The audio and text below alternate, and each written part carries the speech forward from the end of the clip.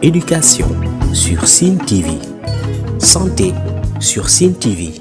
L'actualité sur Sen TV. Politique sur Sen TV. Sport sur Sen TV. Religion sur Sen TV. Vous tous qui êtes là, invités, membres de famille, sympathisants, vous êtes là, je pense, parce qu'il y a quelque chose qui nous lie aujourd'hui, c'est l'amour qu'on porte à une personne extraordinaire, une personne qu'on ne saurait définir. Et c'est une journée pour nous, aujourd'hui, qui est triste pour nous, mais aussi c'est une journée de joie. Et je pense que toute personne qui est un agent de santé aimerait un jour avoir cette journée, qui est une journée où on glorifie, une journée où on célèbre une personne merveilleuse. Et c'était des mots qui sont là et qui traduisent la personne. Et quand j'ai vu ces témoignages, ces anecdotes que d'autres m'ont envoyées, même inbox, je n'ai pas pu me retenir. J'ai dit non, il faut que je lui transmette pour qu'il sache ce que nous, on pense de lui. Et finalement, je me suis posé la question de savoir, Monsieur Mané, qui êtes-vous? Monsieur Mané, qui êtes-vous? C'est hier que j'ai connu le mot ça s'appelle impassible. Parce que c'est un mot qui venait tout le temps. Ça veut dire que c'est une personne qui ne se fâche jamais. Et il fallait qu'on résume. Et on a cherché chez Google. Et il nous a dit qu'une personne qui ne se fâche jamais, c'est une personne qui est impassible. Une personne qui est impassible. D'autres m'ont dit, il faut le lui faire dire, il faut qu'il entende ça, qu'il est un éducateur, c'est un enseignant. Et quand il t'enseigne, il baisse le niveau jusqu'à ce que tout le monde puisse comprendre ce que c'est que l'administration. Et le mieux de tout cela, c'est parce qu'il va t'enseigner, mais il ne te heurtera jamais, quelles que soient tes erreurs, quel que soit ton comportement, quelles que soient tes déviances. Monsieur Mané, qui êtes-vous?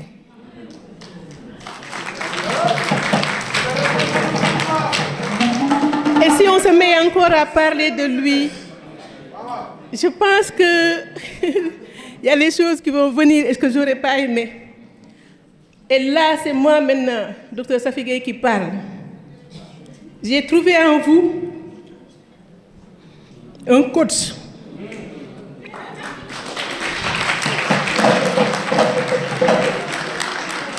Aujourd'hui, ce bébé dispose presque de toutes les spécialités médicales et chirurgicales, avec un plateau technique acceptable pour un hôpital de niveau 2. Monsieur le directeur, personne ne peut passer sous silence votre engagement, votre disponibilité pour satisfaire le personnel et les usagers de l'hôpital. Nous qui sommes vos plus proches collaborateurs peuvent en témoigner et nous avons beaucoup appris auprès de vous.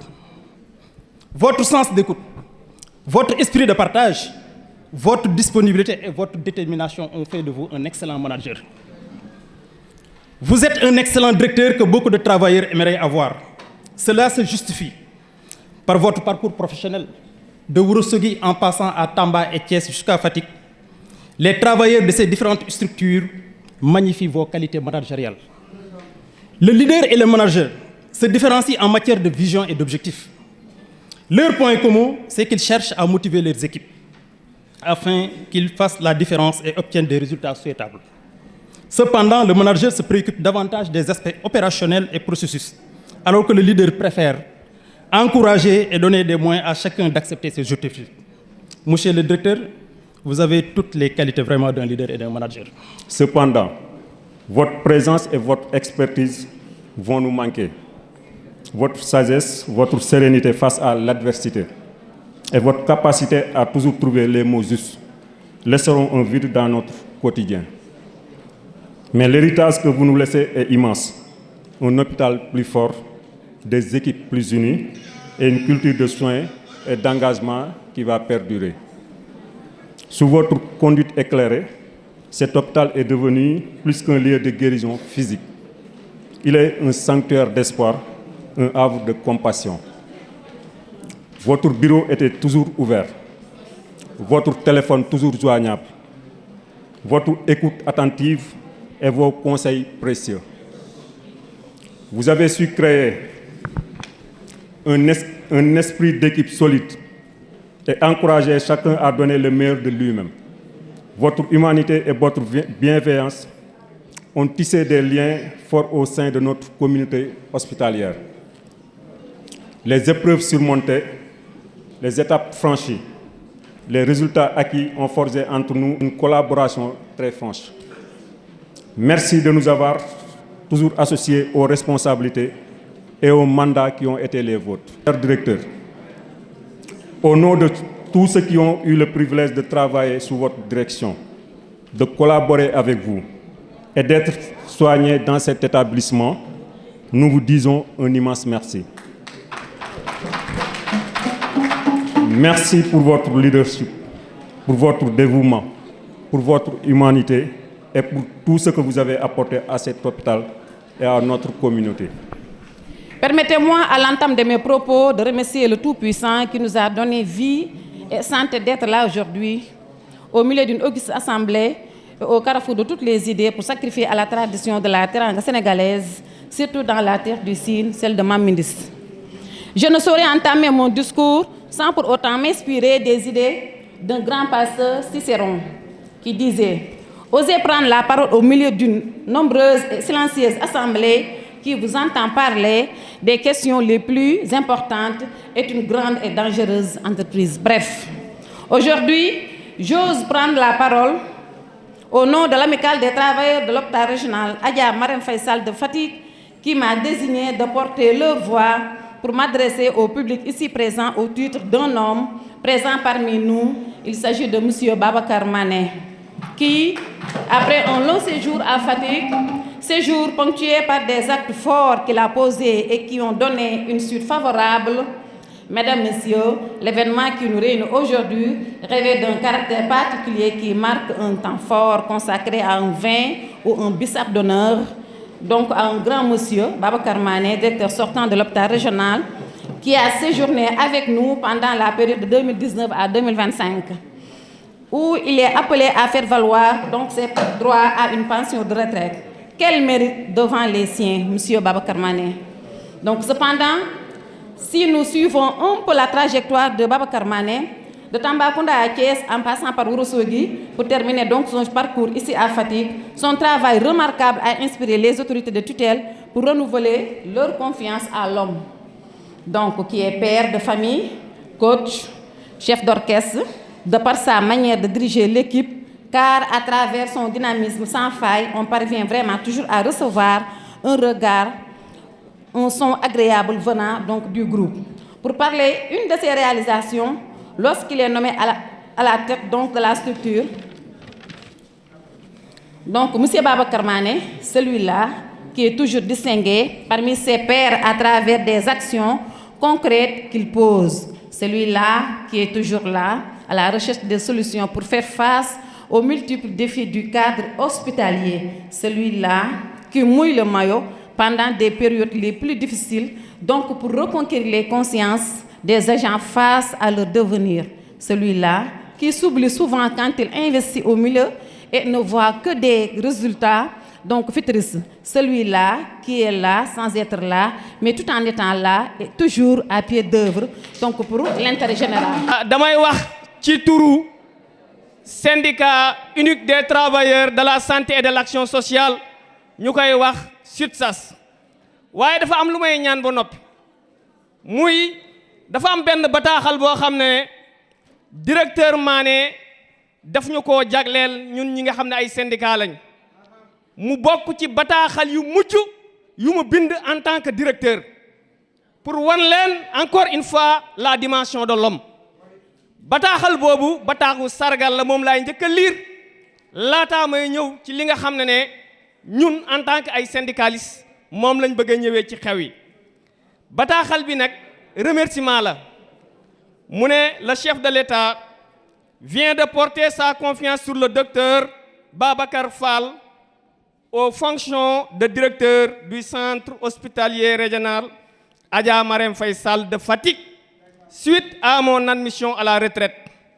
maanaam Bassirou Diomaye Diakhar Faye président de la République dafa am kóolute ci jëmm ji toog di docteur Babacar Fall daal di koy nommé ginnaaw moom mii ba mu demee retraite parce que génn ci bërëbu fajukaay bëri na ay anam am na ñu nekk goon ak fii ci hôpital régional de Fatick nan lañ fi génnee dañoo ñàkk seen bakkan ñi ngi leen di ñaanal yal na leen yàlla jéggal xare leen aljanna am nañ ci ñett di ñaari góor ak benn jigéen xam nga ne génnin woowu neexul de mu am beneen génnin boo xam ne da ngay dem ba demander ñu yóbbu la feneen wala ñu soxla la ci beneen barab nga dem waaye Babacar mii di monsieur Mané génnin bi dafa rafet lool ndax dafa dem retraite beneen bi mu ne je voudrais vous exprimer toutes mes reconnaissances et ma profonde gratitude pour la collaboration franche et loyale que vous avez toujours entretenue avec moi tout le temps que je suis resté directeur du hôpital. mi ngi ñuy sargal en tant que suñu kilifa ndax nekkin wu rafet mi nekkoon ak moom mu ne votre sens des responsabilités et votre leadership ont été très déterminants au climat social apaisé. nekk nañoo moom juróomi atu yàlla xiiroowun xuloowun ŋaayoowun ba moom mi ngi koy dëggal tey waaye lépp moom la it ndax njaboot gum jiite dafa tëriti kenn ku ne ak ni ngay doxee ak ni ngay waxee mais moom daf ñoo maîtriser.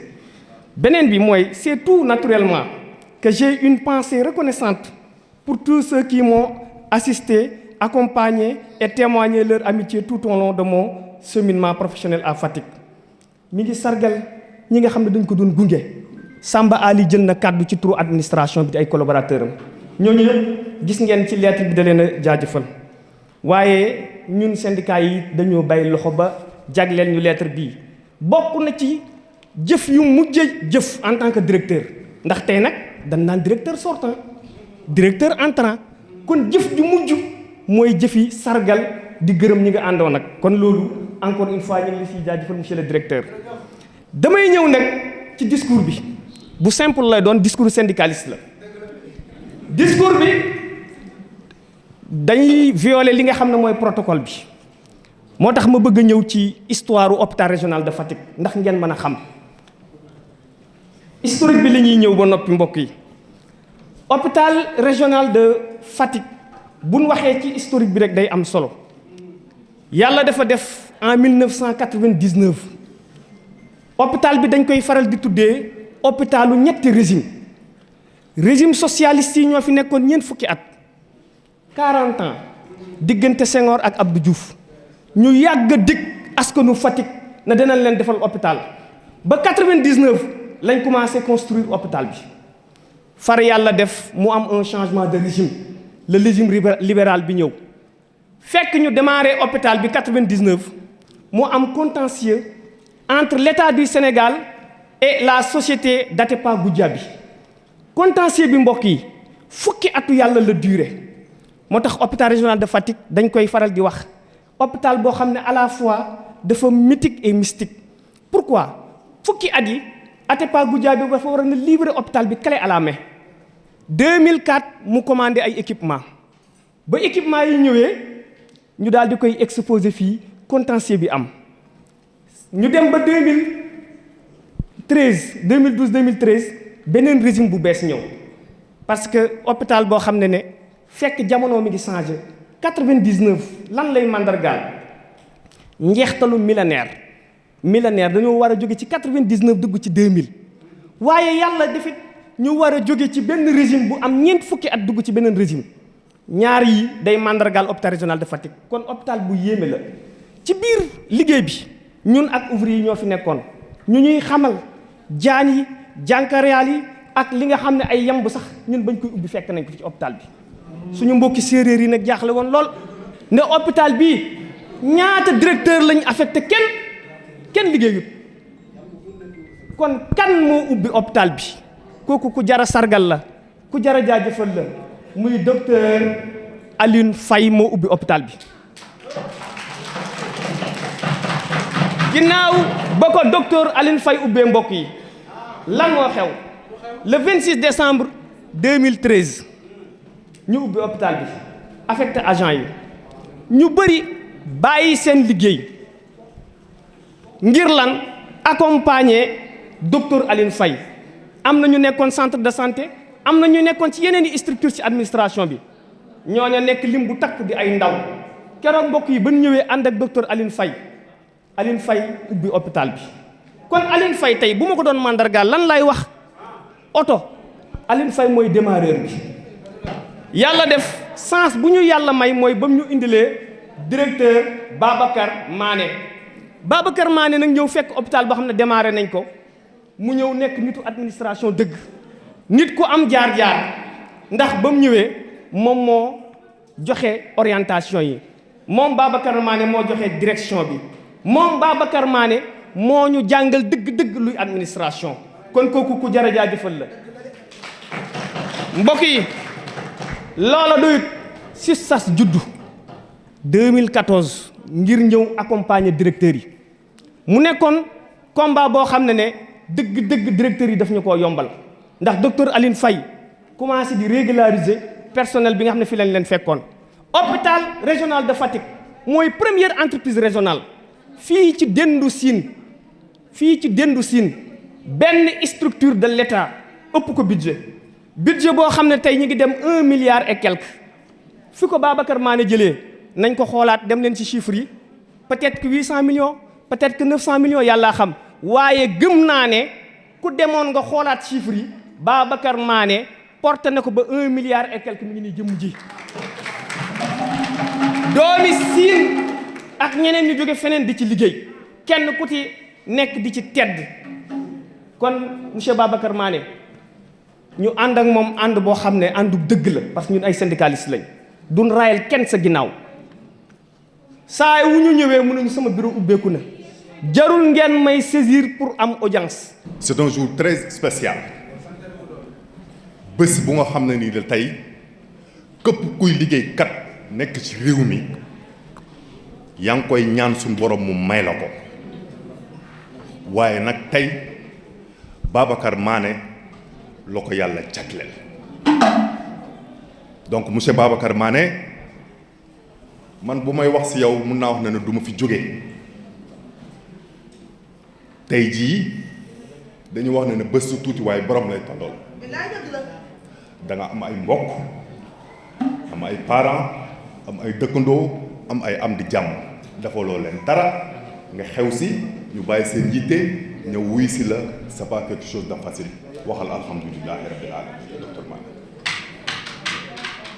fu ñu toll nii wàllu Babacar Mané wéy na lu si des mooy ñu ñaanal ko moom wax dëgg yàlla retraitam mu noppale ko si jàmm ak salaam moom ak njabootam salle bii nii ñu nekk tey amul kenn ku nga xam ne nii man ci sama xalaat yaakaaruma ne am nga benn soxla bu nga xam ne nii mos nga ko wax Babacar Mané te indi lu solution wala réglé wu ko sa diggante moom ak yàlla salle bi tey man gisuma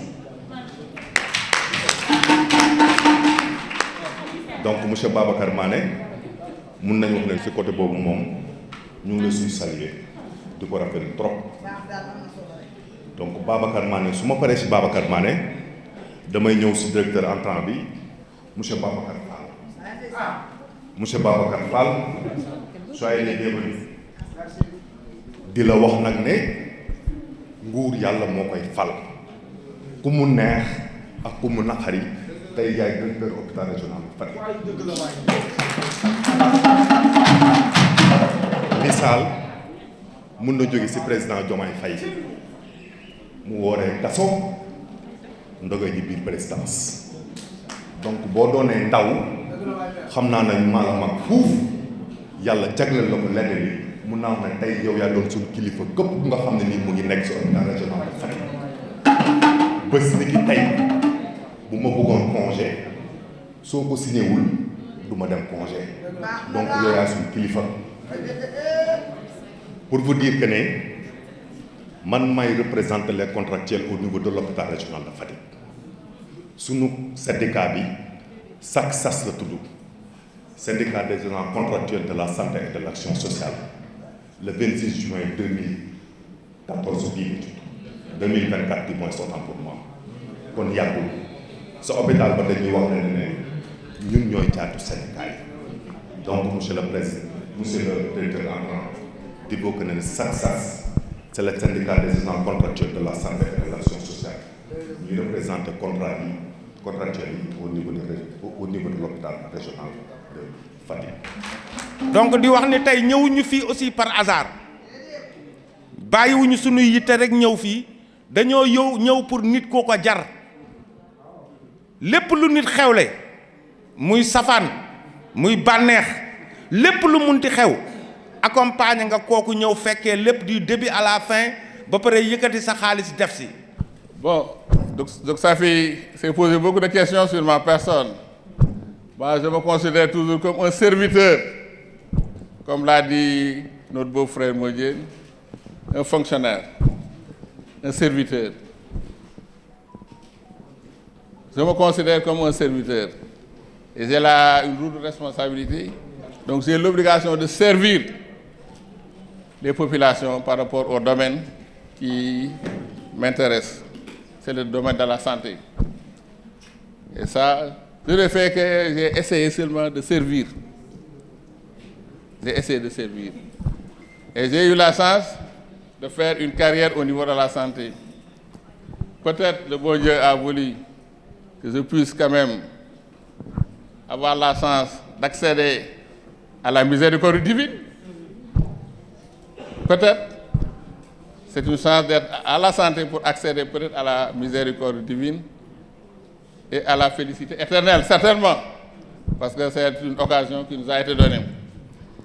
Et je voudrais vous témoigner que cette mission a été facilitée par la présence à mes côtés de Fama Ndiaye, comme l'a rappelé Alka. Hein? Dès qu'on a eu la responsabilité d'aller sur Ourossogui, elle a laissé son poste à l'hôpital principal et elle m'a suivi dans mon parcours. Certes, si j'ai eu la possibilité de me consacrer, en tout cas aux responsabilités, c'est parce que derrière, il y a aussi une dame qui a eu le courage de rester et d'encadrer la famille. Je n'ai jamais eu d'inquiétude, je pouvais passer à l'hôpital des heures jusqu'à rentrer tard. Je n'avais pas d'inquiétude, parce que derrière, elle a accepté de servir à la maison, à côté de la famille, parce que c'était des bébés en général quand on a eu la chance de parcourir le Sénégal. Et j'ai eu la chance aussi d'être accueilli à bras ouverts dans tous les postes. Depuis Ourossogui, j'avais quelques inquiétudes au début, mais arrivé à Ourossogui, j'ai été apaisé et j'ai vu qu'il y avait une famille qui était là et on a constitué une famille. Et l'histoire m'a amené à Tamba, parce qu'il y avait une situation qui se présentait à Tamba. On a fait appel à moi. J'ai répondu à l'appel. Je suis parti à Tamba, mais Tamba, je n'ai pas duré, j'ai fait que 3 ans. Et je me suis amené à servir à Thiès, où vraiment, mon Thiès, c'est ma ville. Hein. Comme on l'a rappelé, j'ai fait mes études au Collège Saint-Gabriel de Thiès. Donc mon papa servait aussi au service de lutte antiparasitaire de Thiès. Mon papa était un agent de la santé, il a pris sa retraite au ministère de la Santé. Il a beaucoup servi à Fatick.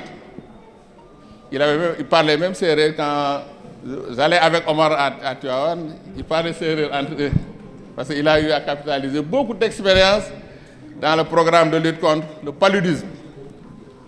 Et il faisait beaucoup d'activités, de stratégies avancées à Fatick. Il connaît très bien Fatick. Il était très heureux quand il a appris mon affectation à Fatick. Il ne cessait de me dire, ah, vous êtes sur mes pas. Ça, c'est l'occasion aussi de remercier les parents, comme l'a dit ma sœur Fatou. Ils n'ont ménagé aucun effort pour notre réussite. Ils n'ont ménagé aucun effort pour notre réussite. Et je prie Allah le Tout-Puissant pour que mon père, qui est à Barsakh, puisse avoir quand même des prières nécessaires pour pouvoir avec la miséricorde divine, accéder au paradis. Et pour ma maman qui est encore en vie, je lui souhaite une excellente santé. Et je peux dire Allahumma irhamhuma kama rabbayana saghira, parce que ñaan la bu ñu ñaanal waa war a ñaanal wayjur, parce que bu ñu nekkee fii ñoom la dañu ñaan yàlla yërëm leen comme ni ñu yërëme woon bi ñu nekkee liir mënul dara donc dañ naan sa wayjur wi da nga koy ñaanal yàlla yërëm ko comme ni mu lay yërëme woon bi nga nekkee liir. loolu la ñuy ñaanal suñu wayjur jigéen bi fi des di ko ñaanal yàlla defal ko gudd fan ak wér. Ce que j'ai eu à constater, tout le monde s'est déplacé. Nos relations sont là, nos voisins préférés sont là, toute la famille est là. Les membres du Dara sont là, ils ont eu à faire des prières. Que Dieu leur rétribue au centuple par rapport en tout cas à tout ce qu'ils font, et que toutes ces prières soient exaucées. Et moi, je ne sais pas quoi dire encore parce que bon, teranga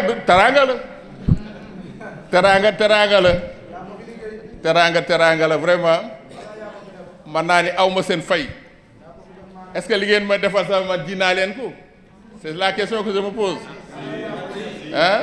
Est-ce que li ngeen ma defal ji naa leen ko? C'est la question que je me pose. Ba léegi pour man li ngeen ma defal man jiwuma leen ko. Maam Bind ñi dañoo baax de c'est madame Ndiaye ñi dañoo baax. Affiche que c'est un noble et non pas noble qui veut l'être. Non. Et noble, quelqu'un qui s'est sacrifié durant toute sa vie pour la cause de la société. Il est au service de la société, il le dit en tant que fonctionnaire, mais je sais que, connaissant sa modeste personne, même s'il n'était pas fonctionnaire, il allait œuvrer pour la cause de la société, comme il l'a fait actuellement. Donc, il ne s'agit pas des titres. Moi, les titres, ça ne m'intéresse pas. La petite anecdote, un titre de nomination, on me l'a proposé il y a de cela 4 ans, que j'ai décliné. Pourquoi? Parce que dans ma vie, je dirais, toujours fait 4 choses. Apprendre, combattre l'injustice, je pense que quelqu'un l'a dit tout de suite, servir et prier Dieu. Et c'est ça qui m'intéresse. Les titres ne nous définissent pas. Les postes que nous occupons d'ailleurs ne sont pas des titres simples, mais l'expression d'un engagement fort envers la société. Et certainement, je vais surprendre beaucoup de personnes en disant que Fatick, je suis né dans la région de Fatick. Beaucoup de personnes ne le savaient pas. Je suis né dans un village de Fatick. Je suis sérère à 100%.